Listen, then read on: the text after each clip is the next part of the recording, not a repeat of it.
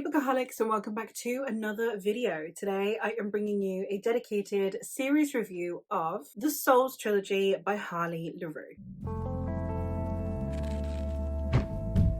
The Souls Trilogy is a series of interlinking companion novels that each follow a different couple between a human woman and a demon from hell. The series consists of Her Soul to Take, Her Soul for Revenge, and Soul of a Witch. This series is centered on a town in which there is a sleeping god beneath it. We have an entire cult of people that are dedicated to the service of this god, as this god once saved 3 miners during a collapse of a mine, and therefore they have indebted themselves to sacrifice one of their descendants. And now the god has deemed it is time to pay up. And we have this cult of people that are dedicated to awakening this god and therefore are willing to sacrifice people from these families. The 3 girls are all from these families. In the first one, we are following Ray. Ray is a young woman whose family have come from this place, but they moved when she was small, and she has now decided to move back to attend university. And while she is there, she actually doesn't really know anyone because she hasn't lived there for the majority of her life. She begins an affair with a demon who she accidentally summons when she stumbles across a grimoire. She has a channel in which she does kind of demon summonings and other kind of myth-busty type things, and she accidentally summons him. Therefore, he wants to be released, but they happen to lose the grimoire before she can do so. And therefore, they have to go try and find this grimoire, all while helping her avoid this cult that want to kill her. The romance in these are BDSM. They are quite intense in their play as well, so do bear that in mind if this is not your kind of thing. But it is an interesting take, I think, on demons because they are mostly human with a couple of mild anatomical differences. The next story, which is Her Soul for Revenge, we are following Juniper, and Juniper has decided to make a deal with a demon because a while back the cult tried to kill her, to sacrifice her, and she managed to escape their clutches. However, when it is discovered that the cult have since murdered her brother instead, she decides that she wants revenge and she is going to take down this cult. And the last story is following Evelyn, who is the daughter of the cult leaders and those who want to awaken the demon, and she has witchy powers assisted by a demon to hopefully stop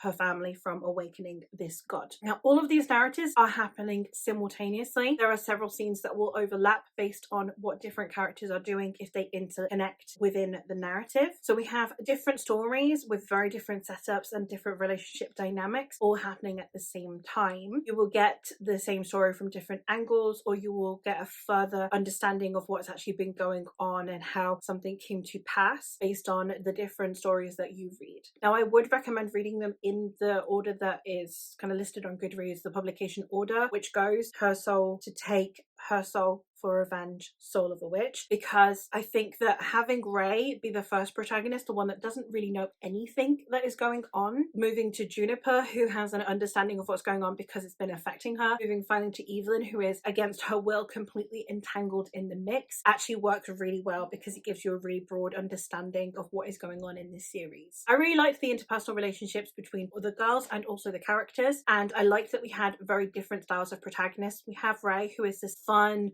party girl. We have Juniper, who is this I want to kill everyone and she is very brutal and she is very bitter and she is someone who's very angry. And then we have Evelyn, who is a very kind and very gentle soul. So we have 3 very different protagonists, and that manifests also in their relationship with their demon. Leon, who is in the first book with Ray, is very Rhys-andish. He's very naughty and snarky. Then we have Zane, who is I guess if you're going in Sarah J Maas terms, he's more like Cassian. He's a bit more brutish. He's still funny and he's still naughty, but he's also got this more brutal element to him. And then the last one that we have is Callum, and Callum is a sweetie basically, and he's someone who has seen a lot of shit and has put up with a lot of shit, and he's an archdemon, but he's adorable, and I really love him because he is someone who is a little bit more disconnected from humanity than you have seen with the other two. The other two seem to have adapted to pretending to be humans and modern society quite well, which Callum has not. We have other elements going on in here. We have the gods. We have, in one of the books, we have like ancestral spirits through witchy lines, and we have lots of other fantastical elements happening, which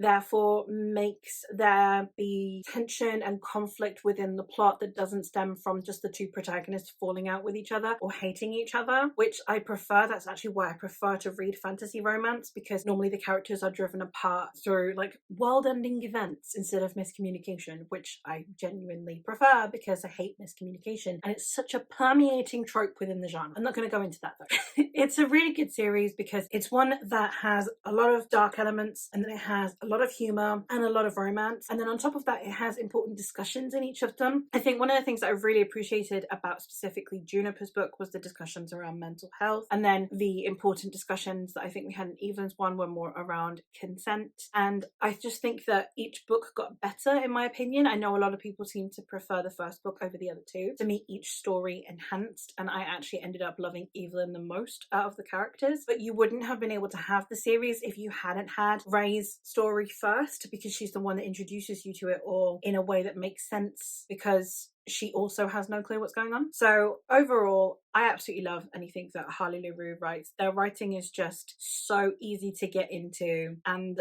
they are a lot less problematic. Pretty much everyone in this series is bi. I think everyone is just willing to fuck anything that moves, and I am here for it. So you do have discussions around potential orgies and polyamory, and I just really like that. So Harley LeRoux is definitely the author to go to if you want some really good smut, but also for it to have some interesting layers to it. Yeah, that is all for this review. So let me know if you've read the series and your thoughts on it. Let me know of any other series that you think I might like based on my liking of this series. And that is all from me for today. So thank you ever so much for watching, and I'll catch you in another one soon. Bye!